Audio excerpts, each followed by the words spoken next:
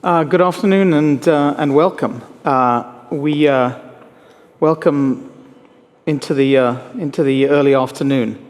We are going to spend the next hour here talking about the changes that have taken place in the securities industry, in the investor services industry, and we have a great panel who were here present at the creation, and some of them are present right now.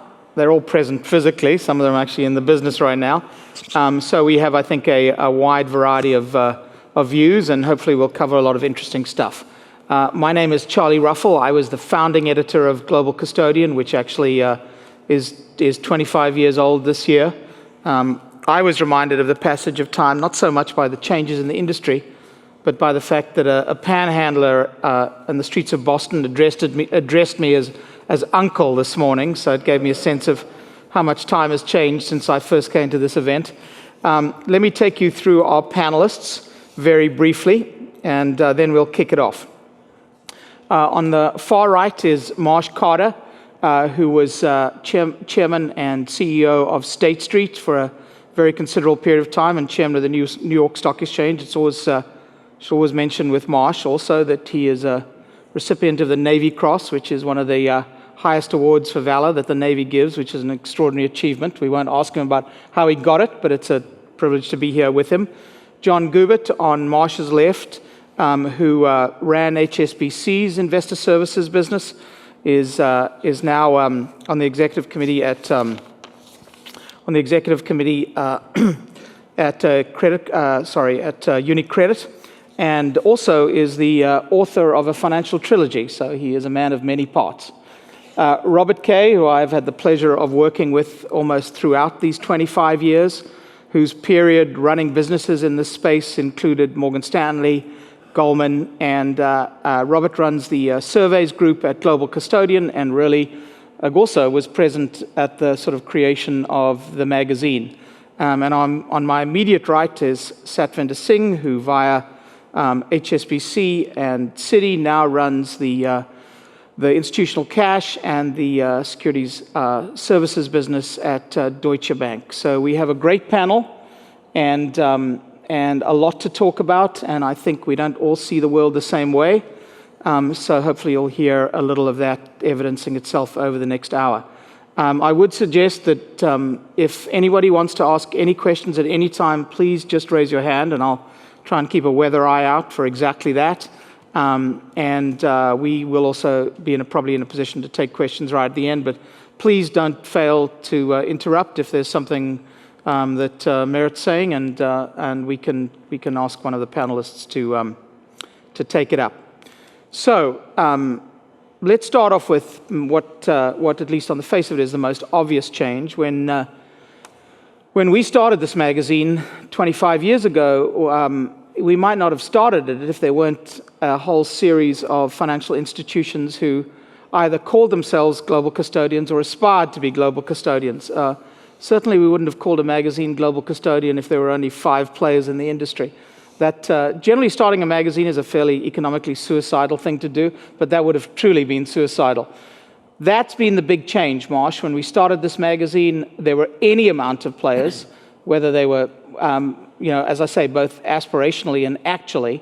We now come 25 years later, where at least as global custodians, and what we think that all means, there are a handful of players. Maybe you can talk a little about how that change happened. You were at the helm of maybe the largest player of all when it did happen. Yeah, in the late 80s, when I worked for Chase in Global Custody, the business really consisted of these 4 phases: settle the trade, safekeep the security, service the asset, and provide information on the portfolio. But most of the big banks, and there were 26 banks providing custody of some nature in the late 80s, early 90s, they really focused on the first 2. And the big banks like Chase and Citi kind of viewed it as a transaction processing business. And when we tried to migrate up the food chain to information technology, I was very clearly told at Chase that the banks are not in the information technology business. They're in the transaction processing business. We get our high point of the day by crunching 10 million checks. But when I got to State Street, it was very clear, as we did some analysis, that institutional investors spent 16% of their money in the post-trade cycle, 24% in the pre-trade cycle, and 60% in the trade cycle. So if you looked at CalPERS, that's where they spent their money. So it was very clear to us that if we were going to grow and become a major player, we had to focus on the servicing the asset and providing information on the portfolio, and the information would lead us to peripheral business. We calculated at one time that every stock purchase or sale or bond purchase or sale anywhere in the 90 countries threw off 25 data points you could use for cross-selling or to provide peripheral information like fund accounting. Does it concern you, Marsh, or do you think, it should be of concern to the industry that we've had this diminution of players, or is the competitive playing field served just as well by 6 really solid and committed players? When they, in 97, 98, when Bank of New York tried to do a hostile takeover on State Street, which we won at State Street, it was very clear to us that the major players of the mutual fund industry, the Vanguards, the T. Rowe Price, the Fidelities, were going to go to the Treasury Department and object to the combining of State Street and Bank of New York, because they were very concerned that they would be left with only 3 or 4 players, especially in fund accounting. So I'm not convinced that being down to 6 or 8 players is helpful in innovation and growth of the industry. And it doesn't appear that any of the major players have any kind of pricing power with this massive market share they have. Yeah, which is an irony we'll come to later. John, let me ask you a follow-on question from that, and more in terms of looking forward. Have we seen consolidation play out and different realities emerge going forward? Or tell me how this industry is served going forward by its players. Well, I think there are two points. We haven't seen consolidation end. There will be further consolidation. It is inevitable because there will be consolidation still at bank level, and there will be consolidation where small players do exit the business because the cost of staying in is too great. But I think there will be 2 fundamental changes that I anticipate. One is the flow of funds around the world is changing. The flow of investment is changing. So the geography of the players will change. And we actually have a few more than 6 players. I know we have some very dominant players, but we have more than 6 players currently. I do expect, just as if you look back at who the top 20 banks were 50 years ago, 20 years ago, and today, you see different names in the list. I would expect also in the top 10 global custodians that you will see new names in the list. Asia Pacific is an obvious source. So your point is, as general economies realign, so too will the players. As economies realign, as markets develop, as savings industries grow, so will the players. The second thing I do believe in is, if I look at the industry, it is hugely complicated now. If you take the end-to-end product chain that we have to manage in our businesses, they are too complicated. And I believe that just as there is a sub-custodian business, there actually will be a change in the structure of the business. People won't some organizations may do it, but in a lot of organizations, people will be looking for strategic partnerships in order to perform what are niche functions, which they cannot provide themselves, and therefore they do need to look outside of their organization. So there will be a fragmentation in a way within the product range by these partnerships. And as I said earlier, I think there will be a geographic shift in the nationality of the major players. Satvinder, that sort of leads to another point which maybe your experience at Deutsche Bank can address directly. Mm-hmm. Deutsche Bank made the decision at one stage to exit one part of this business to focus on another. Maybe you can take us a little through that decision-making process and to some extent, John's point about fragmentation and how financial institutions look at these businesses in terms of where they put their resources. So if you go back to the decision Deutsche made, it was based on a forward view on where we saw the industry going. That was a particular Deutsche Bank view. Global custody, in our view, was going to be increasingly fragmented. the one-stop shop service model was going to get challenged. And we wanted to really focus on our on-the-ground 33 market, currently sub-custody business. Fast forward 10 years, that was the decision time frame for us. The market has fragmented. So if you look at pure global custody providers, they do a fantastic job. But if you go back from a client perspective, what do clients want? They want the best of breed within those products that are provided by a global custodian. So they want the best of breed from an FX perspective. They want the best of breed from a fund administration perspective, from a securities lending perspective, from a custody perspective, from a collateral perspective. And that's where we're seeing a big shift in business coming through. So the traditional approach of go to a global custodian, buy everything as one bundled product, isn't necessarily something we've seen in the last few years. That trend is changing, and that I think will continue to change. And that reinforces our decision to really commit to the sub-custody business. That's something we're great at. We have on-the-ground presence. We have great people with great connectivity. And that's really what clients want us to provide. So that decision for us has been a really good one. Yeah, I'd like to come back to that. Before I do, Robert, you now for 25 years have been trying to measure capability across a whole variety of skill sets within this investor services business. Maybe a question to ask you is, to what extent have you changed how you ask those questions and what questions you ask in order to sort of deal with the reality that both John and Satvinder have just sort of talked to about fragmentation and focus? Well, I think inevitably one of the consequences, to John's point, of complexity is in order to make an assessment of performance meaningful, it needs to reflect that complexity. And that unfortunately means asking more questions. And that's not always well received by the people who are being asked to respond, and finding an appropriate balance between the detail that people would really like to get into and the level of time that people can commit to the sort of effort that the magazine makes is a difficult balancing act that we work hard with providers and with clients to get right. I would say that I think the important thing about that work and about the process generally is that this is a business that's about, for the most part, iterative change.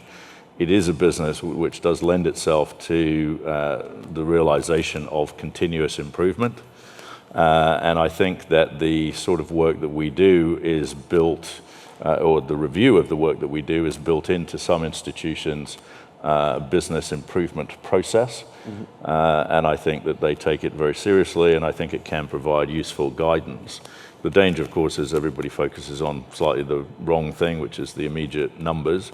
But the more mature reflection of the value of the process, I think, is still there among many players. And I think, to John's point, what is happening, there are new pools of capital being established, driven largely by demographic, legislative and regulatory change, particularly in some of what we would call emerging markets in Asia, Central and Eastern Europe and Africa. And I think that the institutions that operate there to service those assets have a great opportunity to learn from the experience of those that have gone before, whether they are, frankly, the local branches of Deutsche Bank or UniCredit or HSBC, or whether they are new entrants, albeit in a very small way and in a very, perhaps on a global scale, a small niche business. The final point I would make is about technology, which I think is also very important. The business traditionally has been a high investment and therefore very high cost, very low marginal cost business. The cost to State Street of having another share of IBM in DTCC is zero. Equally, the cost saving of losing a share is zero. And that drives some behaviors that are familiar to many industries, but they're very difficult to get right. Technology may be offering opportunities to cut the level of fixed cost investment needed to be made, and that may change the dynamics, not necessarily away from consolidation, but open up, as John said, the opportunity for some new entrants to play the game in a slightly different way. Well, we're going to come to that in a second. Before we leave consolidation, I just want to pick up something that you said, Satvinder, and sort of John too, which is how does this specialization, if you want to call it this opportunity to specialize, how do you reconcile that with what seems to be happening amongst institutional investors, which is their desire to consolidate their relationships? Because those seem to be two sort of contrary things, and so what happens when the ability to specialize and do one thing really well comes into conflict with a big institution's desire to have not 20 vendors but 5? I think the whole debate around concentration risk has gone full circle. We saw a lot of that debate post the 2008 crisis. A lot of clients, that became number one on their list of things to worry about. Too many eggs in one basket. All of those conversations happened. Over the last 3 or 4 years, there's been a remarkable shift in that. And clients are saying, of course, concentration risk is important, but equally important is our ability to go with multiple providers, best of breed, who are committed, who are investing, who we know are shaping the landscape.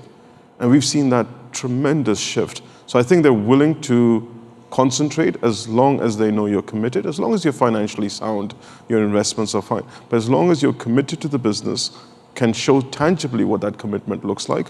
So from a headcount perspective, from a technology perspective, from a balance sheet perspective, as long as you can communicate that, I think clients are willing to accept the downside risk of concentration, but that needs to be a very, very fundamental conversation with clients. Charlie, it's probably good to remember that between 88 and 91, the price erosion that happened. And in the late 80s, we were getting 11 to 16 basis points for global custody and 7 to 11 for domestic custody. I mean, happy days. That was like unbelievable. That's like credit cards. And then a few years later, maybe by 93, 94, the major mutual fund companies were getting we were being paid a quarter basis point to do a big international fund. So the price erosion caused a massive thrust into the peripheral products and also innovation. Everybody thinks about innovation and entrepreneurship as, 320-year-olds drinking a latte at 4 o'clock and thinking up the great killer app. But in actual fact, if your back is to the wall, you've got to do some things differently. And our custodians' backs were to the wall in the early 90s with the price erosion. Let's come back to that and to a point that Robert touched on, which is as we've looked at our business consolidate and change and the market change it's been through, a lot of the change, and John, you made this point a little earlier in a previous discussion, was driven by existing players, exactly as Marsh said, whether they were being creative or their backs to the wall. We've never had a real outside entity, maybe even a non-financial institution, come in and shake our business. Now, there was a time, Marsh, where that was perceived to be a possibility. Yeah, in the late 90s at State Street, we heard that Microsoft was, as we migrated up the food chain to more and more focus on information technology, there was information that Microsoft was going to enter the custody business, or at least the information part. But I think what happened was they discovered the thing we all know about, which is security processing losses, which at both Chase and State Street was about $30–40 million a year. And I think they didn't want that kind of exposure. Plus, the institutional investors still wanted the fiduciary role that the custodian provides. So that kind of went away, and I don't know whether Oracle or Elon Musk or Jeff Bezos at Amazon or Alibaba will suddenly decide that the information technology aspects of servicing assets is something that appeals to them. Of course, interestingly enough, Jeff Bezos started his career at Bankers Trust in custody, so it would be full circle for him.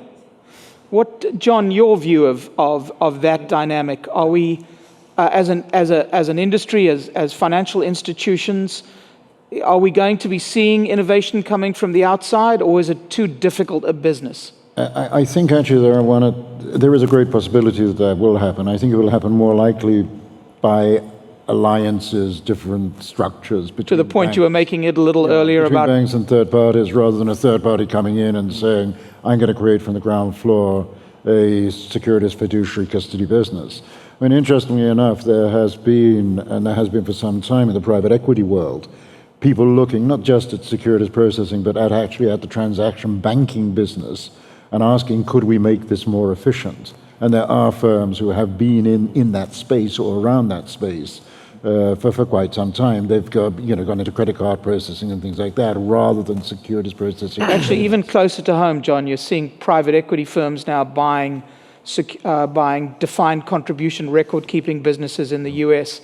You absolutely are beginning to see that. They don't seem to be adding any value when I watch what they buy and what they do, but they are buying them. Well, I think one or two of the people who I've talked to in London rather than over here, I mean, their focus is on seeing if they can buy something which needs a bit of a repair to it, most likely, either because it needs investment or it needs restructuring, it needs a shake-up, and then using that as the nucleus for a broader business to get more scale over what would be a well-developed platform. I mean, that's the concept.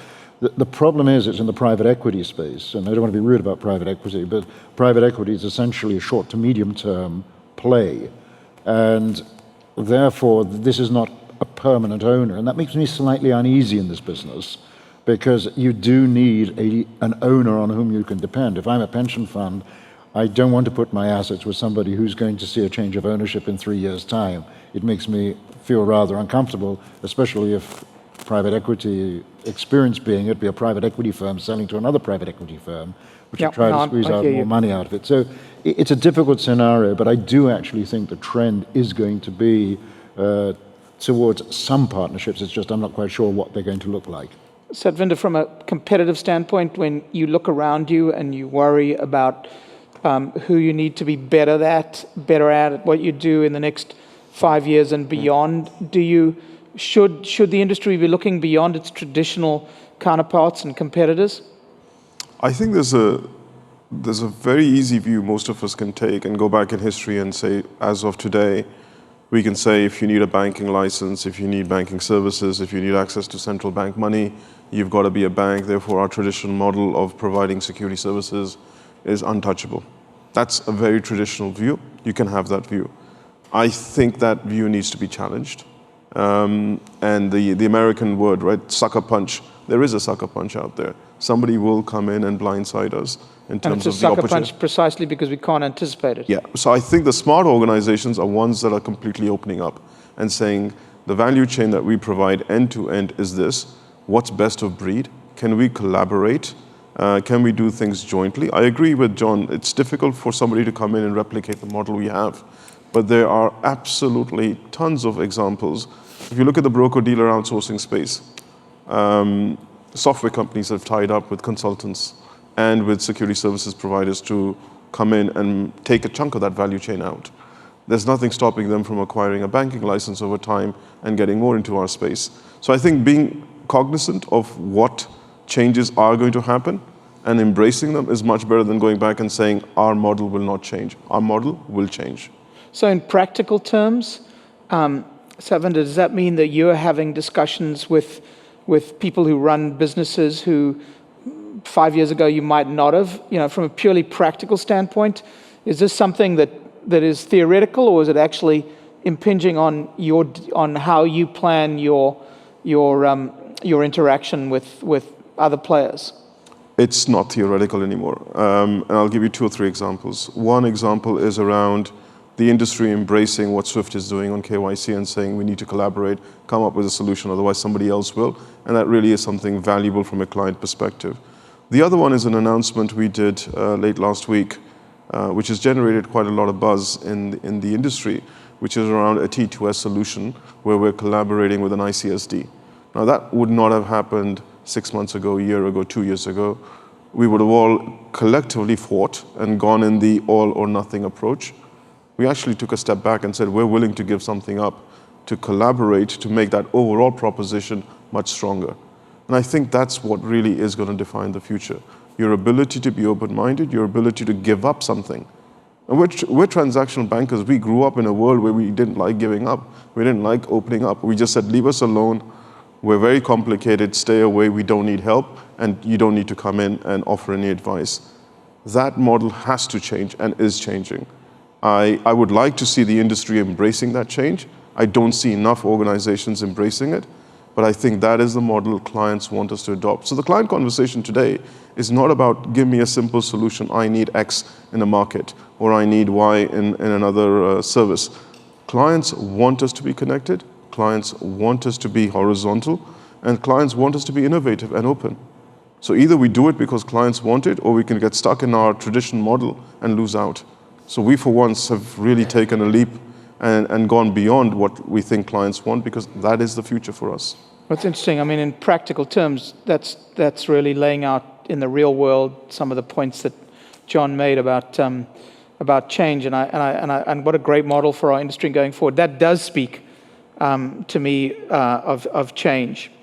Let's switch topics for a bit, and this obviously, what we're going to be talking about is a matter near and dear to our host. We're talking about change in our industry and how it's been done with the most efficacy.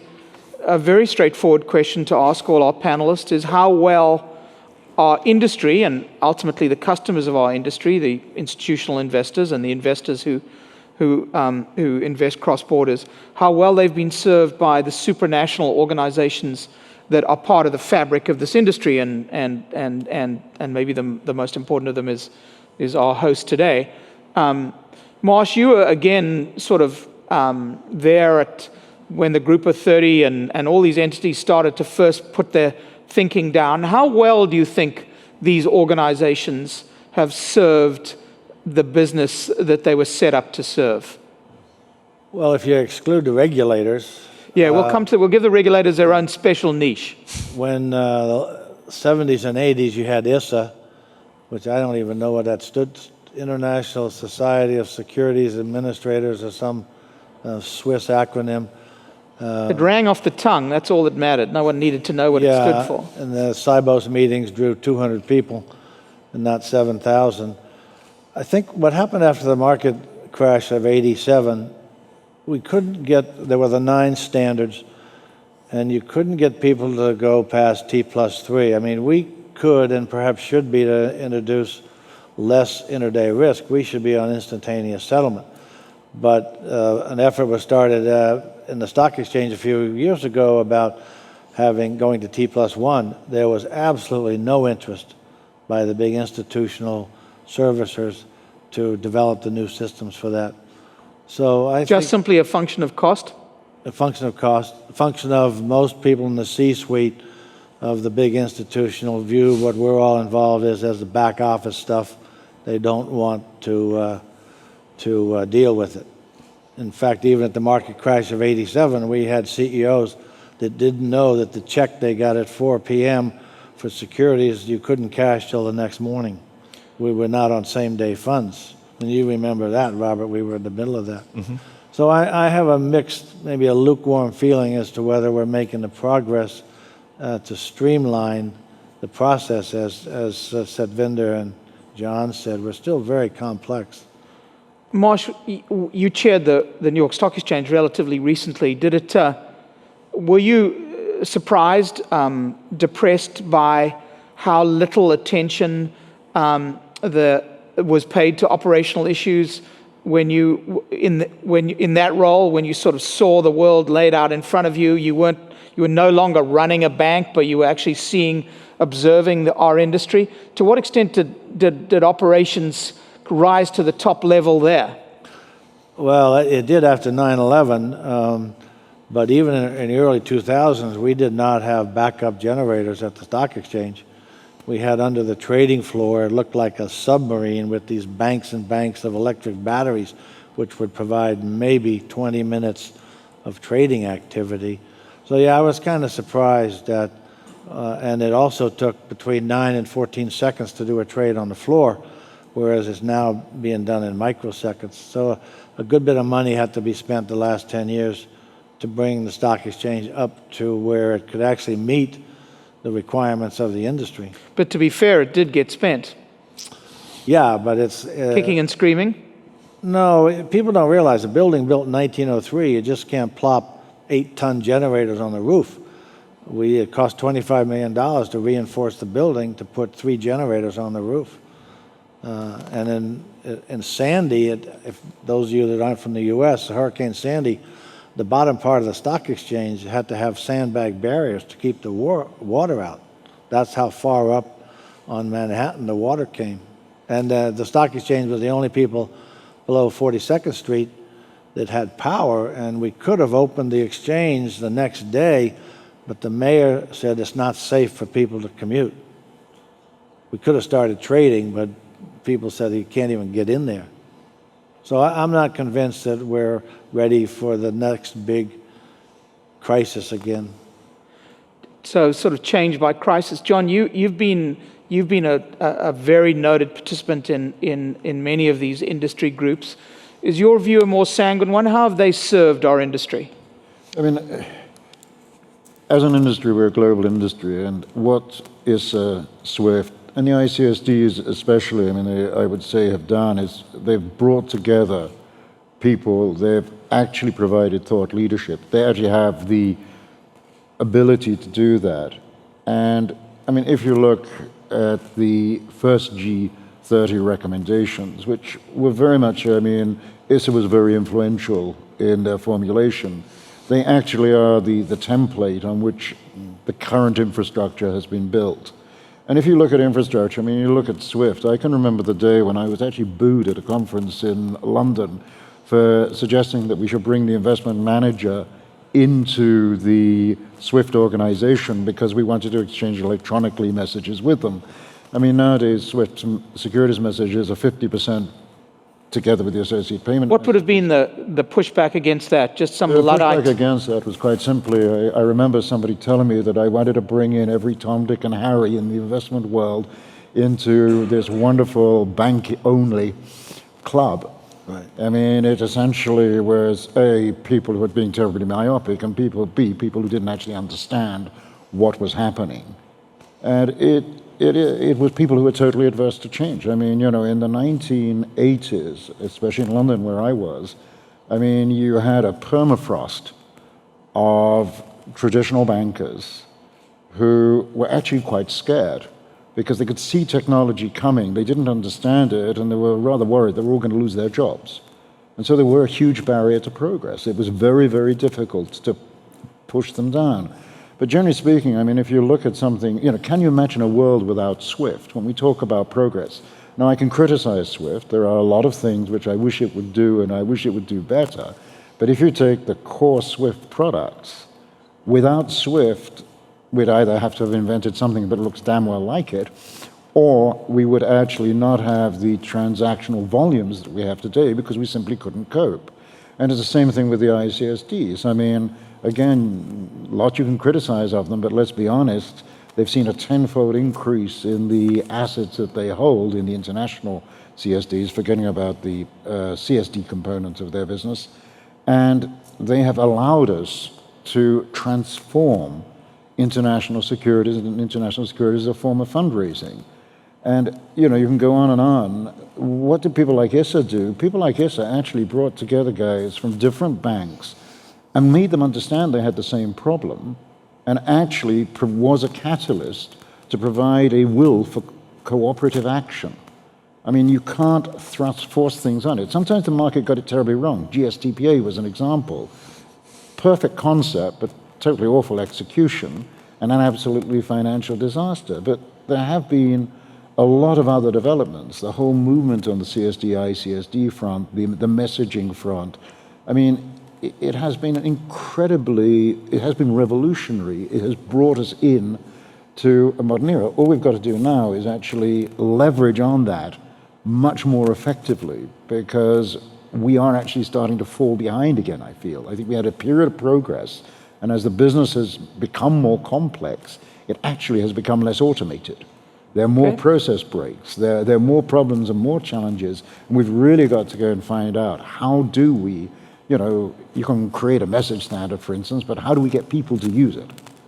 Got you. So Robert, that's a positive view of some of the change wrought by some of these super industry and supranational organizations. Is there a flip side to it? What haven't they done well? Or what should they have done think, that they haven't? To John's point about people not wanting the fund managers in the business, of course, the major US commercial banks resisted tooth and nail the inclusion of investment banks into SWIFT because they didn't want, in simple terms, investment banks to have access to central bank money, i.e. the Fed wire system. That, in the late 1980s, was the direct antecedent to the establishment by Salomon Brothers and Fidelity of the FIX protocol. And as an alternative view of history, you need to bear in mind that the number of securities messages that meet the FIX protocol standard and are being sent over private networks are 10 million a second. In the time we've been speaking on this panel, FIX has sent more messages than SWIFT will do in the entire year of 2014. Now, whether SWIFT could ever have, given its complexity and given its global nature, could ever have actually encapsulated and brought all of that activity into the SWIFT environment is perhaps debatable. I think it could have been less parochial, and had it been, we might have an alternative view, and this might be a different conference where securities messages are not 50% of the business, but actually 98% of the business. That you can regard as an opportunity lost by SWIFT. The interesting question, I think, is that, of course, FIX protocol, like all of these administrative institutions that bring people together, once it's completed its full first mandate, starts looking for a next one. And guess what? They're looking at post-trade securities messaging standards. So, we shouldn't underestimate the fact that, occasionally we drop the ball and we let someone else pick it up. I would say that ISSA, which I regard as an exemplary organization, but dramatically underfunded, unfortunately, was very instrumental in the early days of this industry in spreading knowledge. And in terms of milestones, although it was before the magazine started, the 1987 crash, which interestingly was a few weeks before Morgan Stanley launched one of the very few new initiatives in the trust and custody business in 1988. That actually changed the business from what I would describe as a hobby business, dominated by a relatively small cadre of people who really knew a lot of stuff, like Colin Grimsey and John and others, and the people in the Swiss banks at ISSA. Everybody suddenly realized in this global business, we better have some proper management, some proper processes. We better figure out what we're doing. Maybe we even need an industry publication of record, such as Global Custodian. And actually, the 1987 crash, in its own way, was one of the reasons why Global Custodian could exist, but it also was the catalyst for a dramatic shift, not only in terms of pricing, as Marsh has alluded to, but just in terms of professionalism in the business. Right. And that, together with investment, laid the platform from which significant and exciting growth could occur. Yeah, it always struck me about ISSA that notwithstanding the funding issue, it was always a committed force for good in our industry.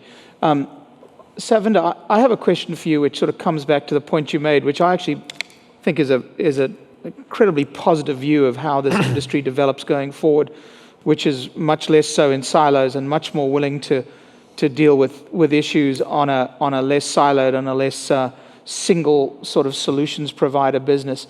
My question to you is, as you look to pursue that at Deutsche Bank, to what extent are these supranational organizations and industry groupings a real avenue for you to achieve that through, or is this better done by sort of bilateral interaction with some of the other players?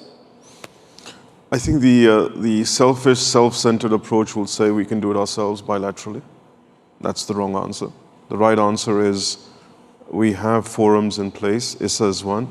SWIFT and other supranational institutions play a critical role in our success, in our individual, but also our collective success. So the two questions I ask myself when I look at SWIFT and ISSA is, could we be here today without them? The answer is no. Could we do the transactions we do today? Could they have done a better job? That's a separate question. But could we be today doing what we're doing without them? And absolutely no is the answer.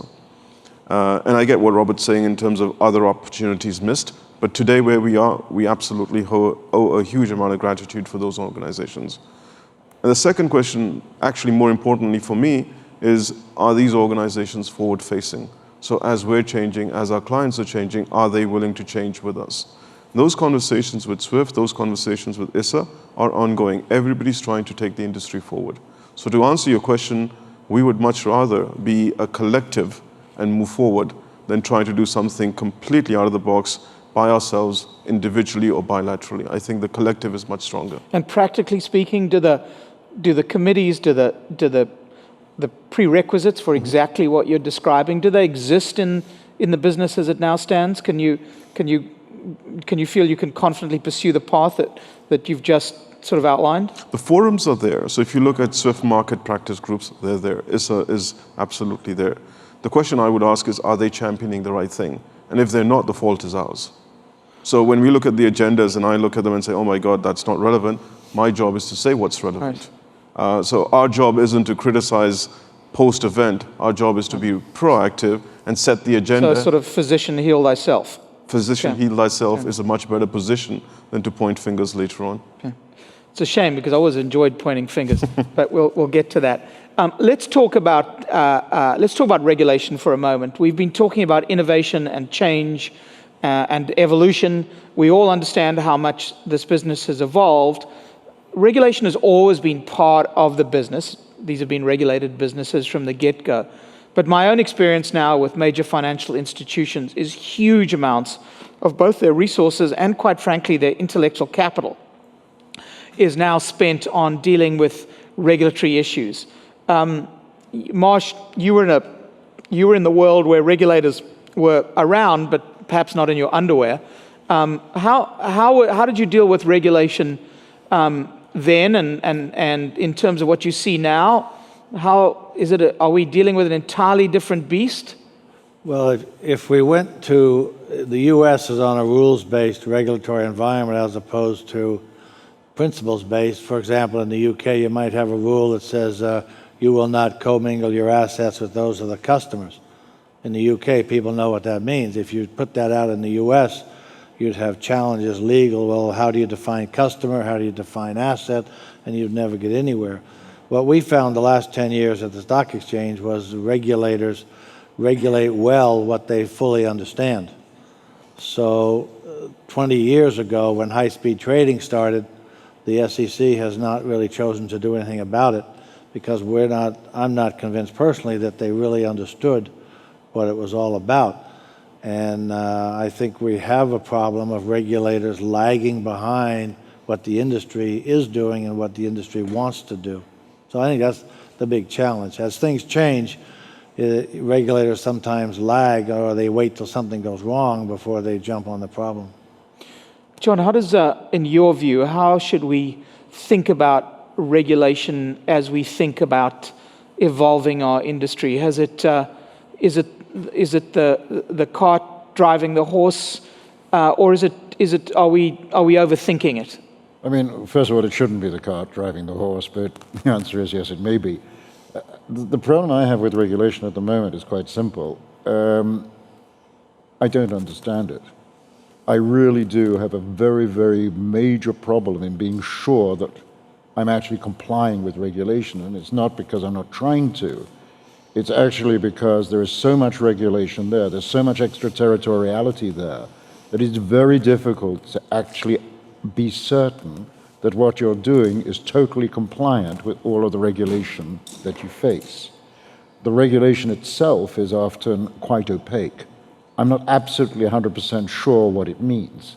I can make a judgment on what it means, but the problem is that if that judgment, which is made in all honesty and is sensible, is wrong, I can be penalized. So I do have a problem of how do you manage the regulatory environment. The secondary problem is that there is a huge element of fear around in the industry at the moment. The fear is that if you get it wrong, the penalties are enormous. The penalties are twofold. They're the financial penalties, or threefold actually. It's financial, reputational, and also cultural. If you look at some of the people who've had serious fines and they've had various levels of control, what you notice about them is it affects the way they do business. And that is wrong. The balance is wrong. I'm not saying we shouldn't be regulated, but somehow the environment is wrong. And, it is and you view that as a change. It's not been ever thus. I don't think it's been with us all the time. I mean, regulation, it's always been tough. I mean, let's get it wrong. It's always been tough being in a regulated business. It's now, I think, got to a stage where we just need to take a step back and make sure that regulation and business actually can go in tandem rather than potentially in conflict. So the question that jumps out at me from that, and I'll ask you that, Robert, and also just to maybe to give us your sense generally of this issue of regulation get out of control, but what John has sketched out, which is this is the way things should be, we're clearly not, where at this moment in time, the regulators seem to regard the way they're behaving and their thinking as the logical way to manage businesses like ours. I don't see a perfect rationality in those, in their thinking, but John has sketched out the way something should be. I don't see it being that way. Do you? I don't think it is that way. It isn't obvious to me it will ever become that way. I think that when I started in banking, which is an awful long time ago, one of the first things somebody reminded me of was the motto of the City of London: my word is my bond. The business was all about trust. Most people engaged in our industry were were involved with self-regulatory organizations, SROs. That, as Marsh alluded, would not have flown very far in a United States environment, or indeed perhaps many others. But actually for many years it worked just fine, as did the governor of the Bank of England having a word in somebody's ear suggesting that they might desist from offering 110% mortgages. And that had an effect. It had an effect in a different time, a different place, in a different world. And at the end of the day, it was found wanting badly as a system, which is why we imposed a whole bunch of external regulatory pressures on securities servicing, securities trading, asset management, etc., in the UK, and more recently on a pan-European basis. The difficulty, in essence, is that regulation is ultimately political. Politics is about voters. Voters are about individuals.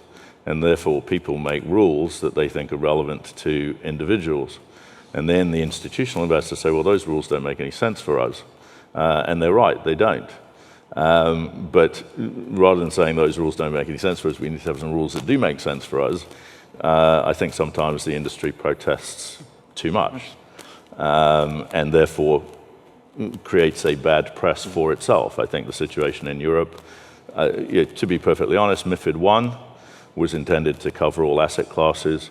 The lobbying power of a number of people managed to effectively persuade the regulators that bonds were too difficult, the next to be regulated under that umbrella, and therefore they were not. The next major financial crisis in 2008 was largely about bonds. Not the same thing at all, but just sufficiently tangentially related that in the minds of a politically driven regulator, it looks and sounds like the same thing. So bonds are a problem. We let bonds loose last time, or we didn't include them last time. We had a problem. It cost a lot of European banks a huge amount of money, as well as a lot of reputational risk. So bonds absolutely have to be included. But they don't know how to draft regulations to cover the bond market. And I just don't see it getting any better. I'm not quite sure what the right answer for the industry is, because the industry, unfortunately, still does not enjoy a position of strength. It's a bit like, people dealing with FATCA and complaining, well, the politicians have found a constituency, which is very wealthy individuals, of whom there aren't very many, who are politically not that popular and don't have too much clout. So they're going after them. Banks are somewhat in the same position, unfortunately, right now. So that begs a perfect question, Satvinder, for you. You're running a premier player in the space, and I'll come back to the point you made about supranational and organizations, and ask you the same question about regulators. We know you hear them. Do you get the chance to sit down with the powers that be that are at various stages of the regulatory process, from drafting to enforcing? Do you get the chance to get your views to them in a coherent and intelligent and ongoing way? I think first of all, I think we use the word regulators as a very broad-based global phenomena. There are various regional differences. I travel to Asia quite a lot, and the regulatory focus there is very different to what we see in Europe and what we see in the US. Well, it'd be interesting to hear which of them, in your view, turn out to be better regulators, which model? Yeah, and that's also based on experiences. So let's go back. First of all, I'd love to think, whenever you ask the question, I'd love to be the regulator answering that question. So let me put myself in a regulatory perspective. The regulatory environment was one of light touch. And that was great. We were meant to be a mature banking industry, self-regulated, light touch, and that was meant to work. Go back in history, 2008 happens, and we get into what's called a global depression. The regulators are seen as not providing the regulatory infrastructure to prevent that from happening. So the pendulum goes from light touch to the other end. And the other end is not a fun place to be. But they're forced to be in that position because they are trying to bring a system that's gone into a disorder mechanism into some sort of order. And they're trying to grapple. They don't have the expertise. And I remember sitting in many meetings in 2008, 2009, thinking, we need to really help you understand our business so you can regulate it. And as an industry, we had not spent time with the regulators educating them about what our industry was about, where it needed to go to, what help we needed from them. And that process and that trust was broken. And trust, in my mind, doesn't come back in the next day, in the next year. It takes time for trust to come back. It also takes a lot of perseverance to make sure that they understand what they're doing. So to Robert's point, this regulation will not work. Actually, then tell us what will work. And the industry has fallen short of the second part of that conversation. We've all done a brilliant job saying it doesn't work. Not many of us have actually sat down with the regulators to say what will work and how we are willing to be regulated. In my mind, controversially, deep down, a lot of us still want the good old days to come back. And the good old days being light touch regulation. And I don't think that's going to happen. So as long as we are thinking in history and wanting history to repeat itself, we will not engage the way we need to engage. So my model for the future is, and that's what we're doing as an organization, spend a lot of time with the regulators, make them understand what works, give them ideas as to what potentially the repercussions are. And we haven't really talked about local, regional, and global regulators crisscrossing each other. And spending time with them and making them understand the impact of the regulations and how they crisscross each other, but also coming up with ideas. And not just saying it's not going to work, can you please go back to light touch? I see our time is flashing by, and obviously, if I do see any hands raised, I will look to take them. We do. I don't want to leave this without talking about technology, and we might not be able to spend as much time as we should on it. But just at a very simple question for the panel, it seems now that the technology that underpins our business has become so complicated and difficult to do anything more than amend around the margins, as it were, that the type of dramatic changes that other industries have seen are just simply not changes that we're going to see in our industry. Everything seems to be destined to be evolutionary and gradually and maybe on the margin when it comes to technology. John, I think you probably have a more sanguine view of that. Are we destined to sort of, from a technology standpoint, die by the death of 1,000 cuts because we can't change for the better the basics? Well, I think first of all, it depends on what technology platform you start with. I mean, if you start with the technology platforms of the 80s and 90s, which tend to be hard-coded and actually relatively inflexible, you cannot operate in today's market. So you have to go to much more modular, much more flexible environment. Sorry about that. And so you can implement change. But I think it's actually quite important to look at our business, and actually when you look across the the process chain, there are elements actually that aren't going to change that much. There are elements that will change, and there are new products that will come in, and there are new features that will come in. So actually, for me, the most important part of your technology is how do you structure your IT architecture. I believe it is easier to actually identify how then you create what will be inevitably a turnkey system, some of which you may build, some of which you may buy, some of which you may co-develop with third parties, and I would say, going back to a comment I made earlier, some of which you should definitely share with the industry, either through utilities or through shared platforms with different people. What really upsets me when I look at the industry as a whole, the huge spend, it's about somewhere between 15 and 20% of expenditure is technology. What really upsets me is how much of that is wasted, how much of that is spent in areas where you get no competitive advantage, where you just replicate what the guy next door is doing, and where we should actually come together and share the technology, share the platform, share the cost, because in the end, what technology does is it improves process, it removes risk, and it actually is a material driver to the cost structure of our business, which is at the moment much too high. Satvinder, is that, as you talk about this, this sort of new paradigm, is technology very much part of that too?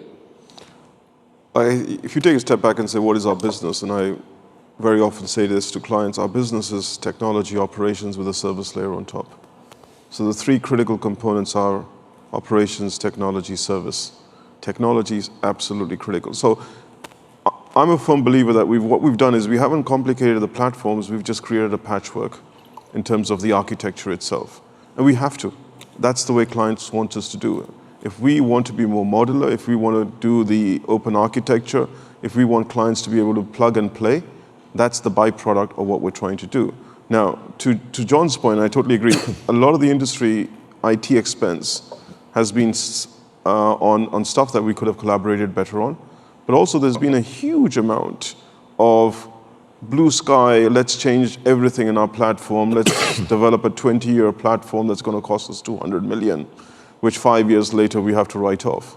So even within organizations, even within the budgets we're set, as long as we can eliminate that, and we've done a very good job of staying focused, really looking at projects not from a 5, 10, 15-year, the bigger the better, but more short-term, what can we do, what can we modularize a lot, and what can we actually achieve so we eliminate wastage. If you actually poll organizations and say, what percentage of your IT budget is wasted, you'd be shocked at that number. And I'll go back to the earlier question, because as we look at our technology budget for the year, a big chunk of that actually we don't control because we have to spend. Regulation, stability, audit issues, anything to do with that, non-negotiable market changes has to be spent. What we're left with is a small component that is funding future growth, funding future product development, funding our aspirations. And if we waste that component, this industry is not going to go anywhere. So that discipline or the self-discipline required to make those hard choices and to say to somebody, stop the 20-year architecture redesign, let's do something more practical. Again, not necessarily part of DNA, something we've got to do.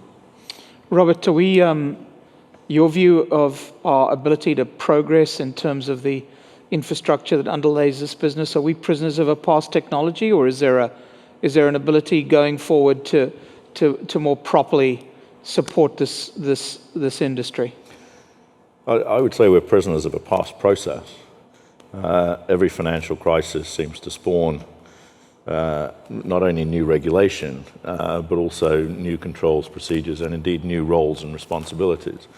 And if you look at the distance between those people that want to commit capital to investment and those companies that want to use it, i.e. the individual investor on the one hand, and the corporate entity on the other, and you look at all of the pieces that come into play in between that, including custodians, fund administrators, trustees, brokers, and so on, this is a very complicated process, and it's very difficult to automate a very complicated process. The question is, if you take something like Bitcoin, which gives you instantaneous exchange of value with a long audit trail, leaving aside all of the noise around Bitcoin and the other stuff associated with it. If you take cryptocurrencies generally as a concept, there's no real reason why, if I step onto the tube, I can instantly have my account debited and Transport for London's instantly credited and I get to ride on the tube. There's no reason why I can't simply exchange securities with you on a similar basis. There is, in the sense that it simply doesn't work that way. But if it did, to John's point, it would be an awful lot cheaper. The question really is not so much whether the technology can change, because if all we're doing is automating a flawed process or a historic process, we're bound to fail.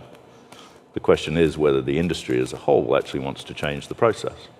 And things like T2S offer some opportunity in that regard to fundamentally change the process.